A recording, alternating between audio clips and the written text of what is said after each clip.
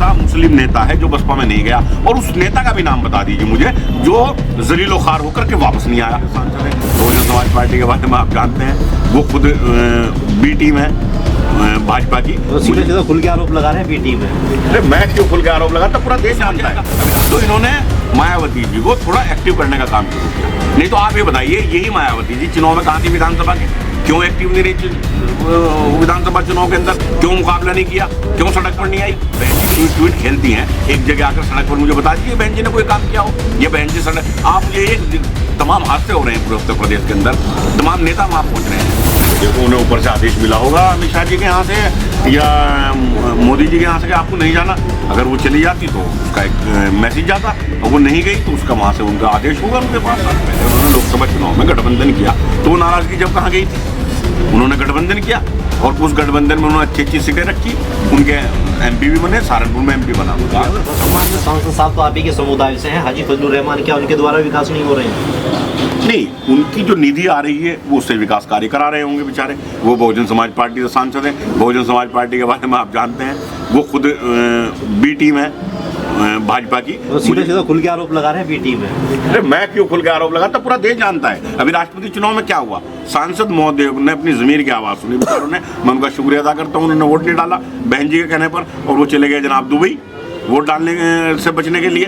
तो उन्होंने सीधा सीधा मोदी एनडीए के जो कैंडिडेट थे भाजपा के समर्थन उन्हें समर्थन कर दिया। तो मायावती जी भी और मैं भाजपा में मैं कोई बहुत ज़्यादा फर्क नहीं महसूस करता। मगर आपने देखा होगा भी नेताजी के स्वर्गवास के बहन जी एकदम से पूरे रोल में आई है, पश्चिमी उत्तर प्रदेश के बड़े बड़े नेता तोड़ने जा रही है। आपने देखा होगा सहारनपुर की सियासत में बहुत बड़ा फेरबदल हुआ है, इमरान मसूद समाजवादी पार्टी का दामन छोड़ बसपा में आ चुके हैं। नहीं, कब नहीं आए भाई, आप मुझे बताइए। और नेता क्यों कब नहीं?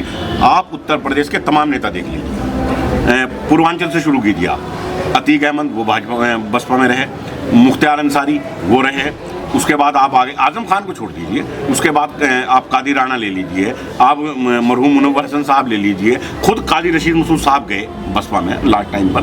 तो कौन सा ऐसा मुस्लिम नेता है जो बसपा में नहीं गया, और उस नेता का भी नाम बता दीजिए मुझे जो जलीलो खार होकर के वापस नहीं आया?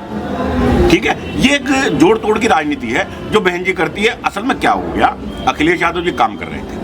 अखिलेश यादव जी ने जो मुख्यमंत्री 5 साल रहे, यहाँ पर डायल 100 दी, यहाँ पर एम्बुलेंस का इंतजाम किया, यहाँ पर अच्छे हाईवे दिए, पेंशन की दी, मतलब कि विकास करने का काम किया। 5 साल सरकार ने काम नहीं किया, तो उसमें क्या हुआ, उन्हें ये लगा इस बार मुकाबला आमने सामने का हुआ, कोई ईएम का खेल हुआ या वो मंदिर मस्जिद का राम मंदिर का मुद्दा बीच में ले आए कि जो राम को लाए हैं हम उनको लाएंगे।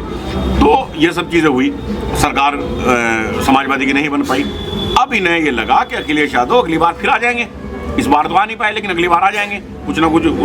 हिंदू कब तक बेवकूफ़ बनेगा, हिंदू समझ जाएगा। तो इन्होंने मायावती जी को थोड़ा एक्टिव करने का काम शुरू किया। नहीं तो आप ये बताइए, यही मायावती जी चुनाव में कहाँ थी विधानसभा के, क्यों एक्टिव नहीं रही विधानसभा चुनाव के अंदर, क्यों मुकाबला नहीं किया, क्यों सड़क पर नहीं आई? एक जगह बता दीजिए। बहन जी ट्वीट खेलती हैं, एक जगह आकर सड़क पर मुझे बता दीजिए बहन जी ने कोई काम किया हो। ये बहन जी सड़क, आप मुझे एक तमाम हादसे हो रहे हैं पूरे उत्तर प्रदेश के अंदर, तमाम नेता वहाँ पहुँच रहे हैं, प्रियंका गांधी भी जा रही है, अखिलेश यादव जी भी जा रहे हैं, और नेता भी पहुँच रहे हैं। बहन जी कहीं एक जगह गई हो तो मुझे बताइए आप। सिर्फ ट्विटर पे ट्वीट कर देने से कुछ नहीं होता, और मुझे नहीं लगता कि बहन जी जितना बीजेपी उन्हें कहेगी उतना काम करेंगी। तो बिलाल जी क्या लगता है, आपने देखा होगा अभी 10 तारीख जब नेताजी का स्वर्गवास हुआ तो तमाम विपक्षी दल भी वहाँ पर देखने को मिले श्रद्धांजलि देने के लिए, बहन मायावती क्यों नहीं पहुंची? तमाम दर्शकों के सवाल आते हैं। तो देखो उन्हें ऊपर से आदेश मिला होगा अमित शाह जी के यहाँ से या मोदी जी के यहाँ से कि आपको नहीं जाना। अगर वो चली जाती तो उसका एक मैसेज जाता, और वो नहीं गई तो उसका वहाँ से उनका आदेश होगा उनके पास। कुछ दर्शकों का ये भी मानना है, कुछ राजनीतिक पंडित जो कहते हैं कि गेस्ट हाउस कांड को लेकर कहीं भी आज भी नाराजगी देखने को मिलती है। गेस्ट हाउस कांड को अगर नाराजगी होती उनकी, तो पिछली बार जो 5 साल पहले उन्होंने लोकसभा चुनाव में गठबंधन किया, तो वो नाराजगी जब कहाँ गई थी? उन्होंने गठबंधन किया और उस गठबंधन में उन्होंने अच्छी अच्छी सीटें रखी, उनके एमपी भी बने, सहारनपुर में एमपी बना उनका, संभल में उनका एमपी बना, आपका सॉरी उसमें अमरोहा में उनका एमपी बना। इधर से मतलब उनके ज़्यादातर एमपी बसपा के ही जीते। तो ऐसा नहीं है कि बसपा ने, लेकिन वो उस वक्त वो नाराज़गी कहाँ गई थी?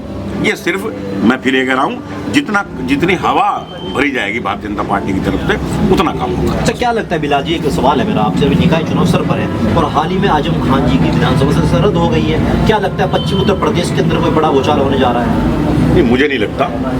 देखो यहाँ जो सेकुलर वोट है, चाहे वो हिंदू हो मुसलमान, वो आज भी जो मैं महसूस करता हूँ वो अखिलेश यादव जी के साथ मजबूती से खड़ा है, और इसलिए खड़ा है कि दूसरा आदमी कोई विपक्ष की लड़ाई लड़ने वाला नहीं है। कांग्रेस उत्तर प्रदेश के अंदर बिल्कुल हाशिए पर है, कमजोर है।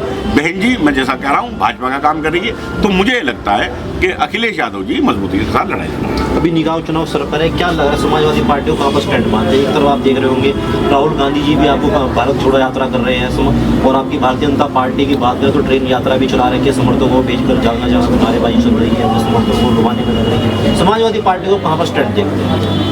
देखिए मुकाबला जो होगा, मैं फिर कह रहा हूँ, भाजपा का और समाजवादी का मुकाबला होगा, डट के मुकाबला होगा, और कोई मुझे लगता नहीं कि मुकाबले में आएगा।